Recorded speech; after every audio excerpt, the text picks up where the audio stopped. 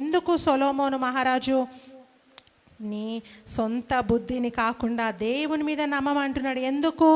Why he is not telling to trust our dad, to trust our brother, sister, friend, wealth, health, money, positions, education, wisdom, knowledge, understanding, job, financial status. నీ పూర్ణ హృదయంతో నీ జాబ్ని నమ్ముకో అని ఎందుకు చెప్పట్లేడు? నీ పూర్ణ హృదయంతో నీ తల్లిదండ్రులను నమ్ము అని ఎందుకు చెప్పట్లేడు? నీ పూర్ణ హృదయంతో నీకున్న ఆస్తి పాస్తులను నమ్ము, నీ సర్టిఫికేట్స్ని నమ్ముకో అని ఎందుకు చెప్పట్లేడు? ఎందుకు దేవుని యందు నమ్మిక ఉంచమంటున్నాడు? ఒకే ఒక కారణం, నేను అది ముందే చెప్పాను. బికాస్ గాడ్ ఈజ్ ఎటర్నల్, శాశ్వతమైన దేవుడు, యుగ యుగములకు ఆయన నిలిచి ఉండే దేవుడు.